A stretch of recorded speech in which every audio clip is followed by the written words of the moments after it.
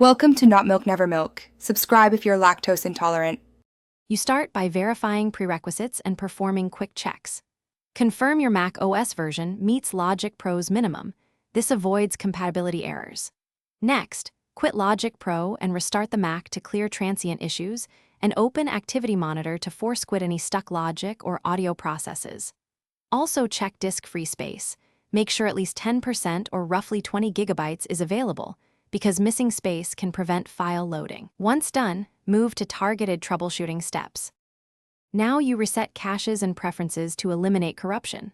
First, backup then delete logic preference files and MIDI-plist entries from ~library/preferences.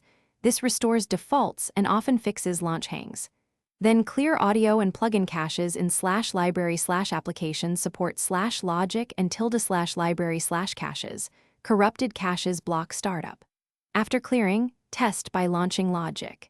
If it still fails, boot into safe mode or create a new Mac. Finish by reinstalling and performing final checks. Backup your projects, then delete and reinstall Logic Pro from the App Store to restore missing or damaged app files. Next, isolate third-party plugins by moving O and VSD folders to the desktop and starting Logic with only stock instruments. This reveals plugin crashes.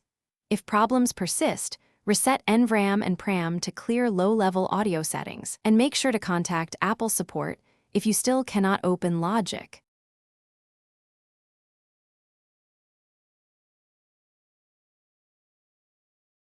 Thanks for watching. If this was helpful, leave a like and consider subscribing. See you next time.